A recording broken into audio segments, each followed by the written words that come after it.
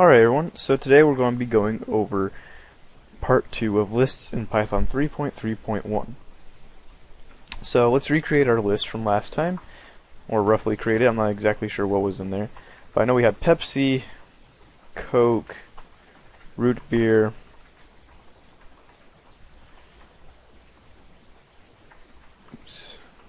and grape, or somewhere along those lines. Also, by the way, you guys can also use double quotes. I'm not sure if I went over this in the last video. You don't have to use single quotes like that. You can also use double quotes and things will work out the same way. Anyways, so there's a function in Python called dir, which returns a list of all the functions and methods you can use on an object. So we're going to use that on my list just to see what methods you can use on a list.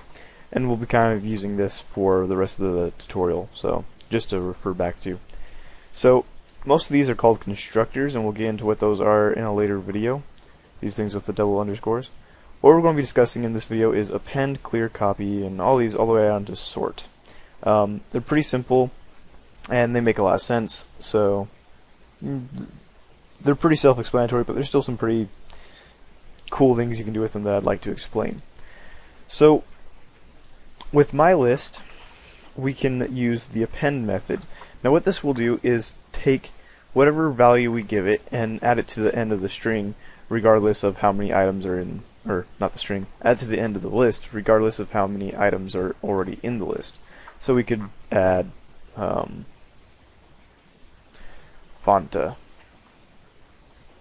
if that's even how you spell it, I'm not sure.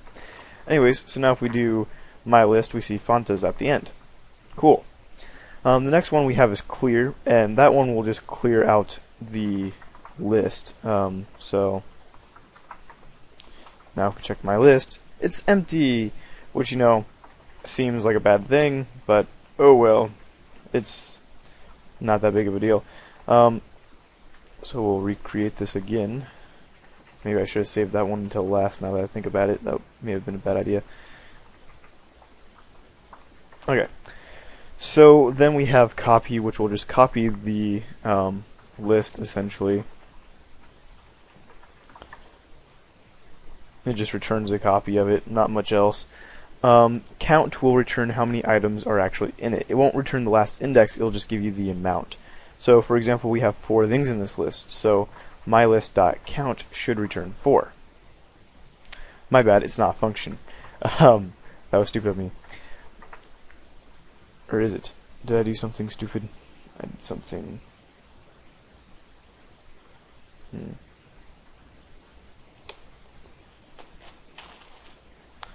I did do. Oh, my bad. This is why you should only focus on one language for a while. My bad, guys. Mylist.count, and then you give it the argument, or the value that you want to get the count of. So, like Coke will return 1 because it's the first item in the list as far as like indexing. My bad. I apologize for that, guys. Too much Java work. Java sucks. Yeah. Anyways, next one we have extend. Now, for this one, I kind of want to show you guys another quick thing in Python, which is called help, which will return the doc string, or basically like a small amount of documentation on that function. So yeah, let's do that. Extend help, and it says extend l.extend iterable none, extend list by appending elements from the iterable.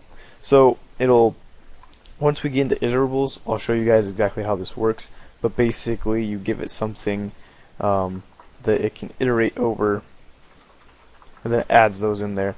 If we give it like 4 or something like that, it'll just say not iterable, so you have to give it something like another list.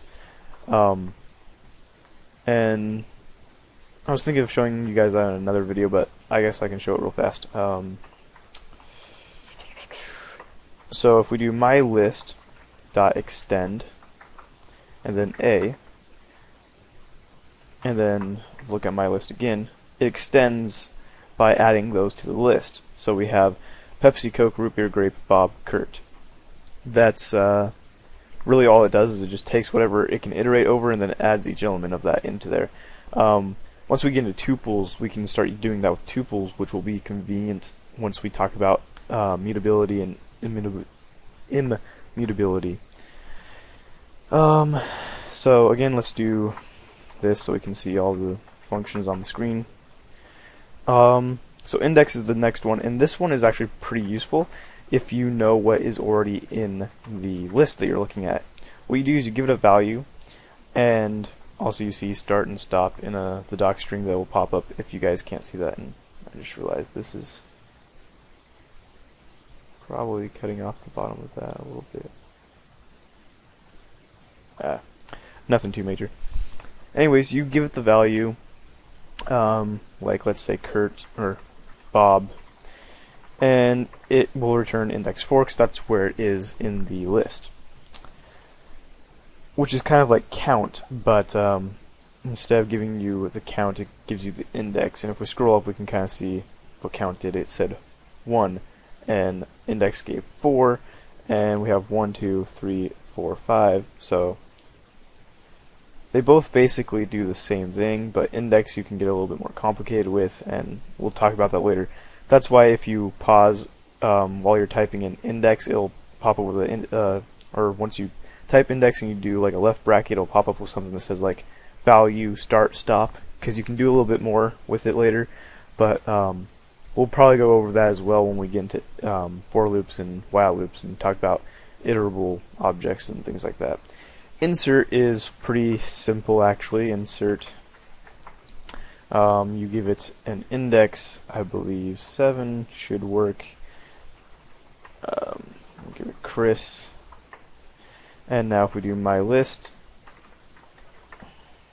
we get 3, 4, 5, 6. Oh, hey, yeah, I was right. Awesome. We see we have Pepsi, Coke, root beer, grape, Bob, Kurt, and Chris. Now pop is another thing that's awesome for iterable things, but it can also be useful in other ways. What happens with pop is you just call it, and it takes off the last value from the list and returns it. So we get Chris, but my list now no longer contains Chris. Now we have remove, which, as you would have guessed, just removes things. Remove. So you can give it something like, I believe it's by value, so grape. Yeah, and so now my list has that. If you do my list remove and then like an index, let's say 3, it will say that it can't do that because 3 doesn't exist in the list. So it doesn't take indexes, it just takes value. Now reverse does exactly what you think it does. If you did my list dot reverse, it'll just reverse the order of the list from what it was. And if you do my list dot sort, it will sort the list. So now it's Bob, Coke, Kurt, Pepsi, root beer.